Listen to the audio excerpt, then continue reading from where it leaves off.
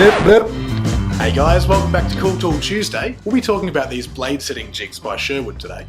These make setting your jointer so much easier. Setting your jointer blades can be a total pain in the butt because you have to get all of them exactly in line with the outfeed table, both ends, and if they're out, it'll plane inaccurately, leaving you with a bit of a mess later down the line. Shy of swapping out your traditional straight blade unit with a spiral head, which is the easiest way to change your blades, this guy is the next best option. So the beauty of these guys, they're super easy to use. Position your jointer blades so that they're sitting at the highest point when they spin. Obviously make sure your power is disconnected before doing any of this. Lay these nunchuck style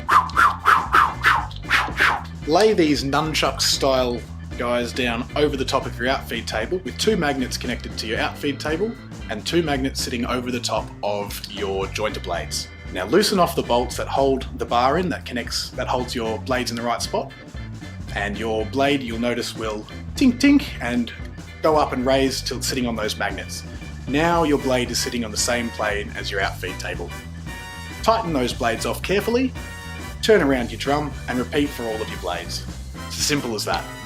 Wah! With these blade setting jigs, it really is that simple to set your blades, so next time you hit a little piece of metal or something that you've missed with your metal detector, there's no need to worry about wasting hours of your time setting it back up. This one.